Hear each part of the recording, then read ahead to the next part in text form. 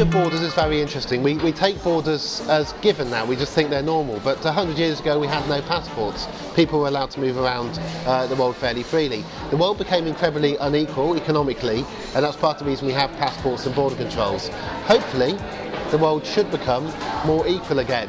The reasons why it became unequal were not particularly planned, and I expect the world to become more equal and to have fewer borders in the future.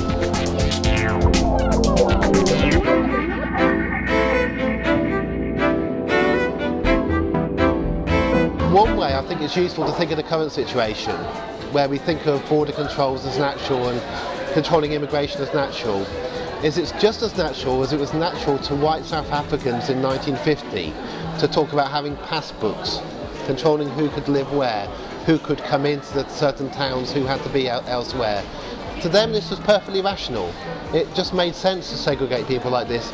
You couldn't carry on your society as it was if you didn't have these passbooks.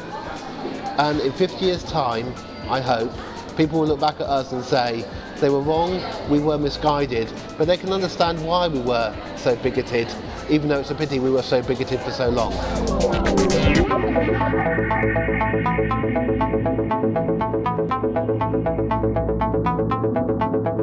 You first of all got to constantly say, this document is not a natural document. It's not something that human beings have evolved to carry with them. It's an artificial thing.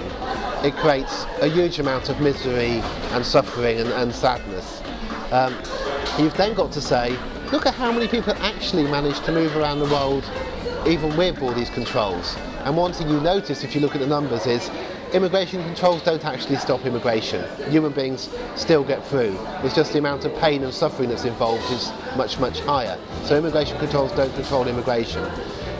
Then you can begin to look at how did we remove controls in the past.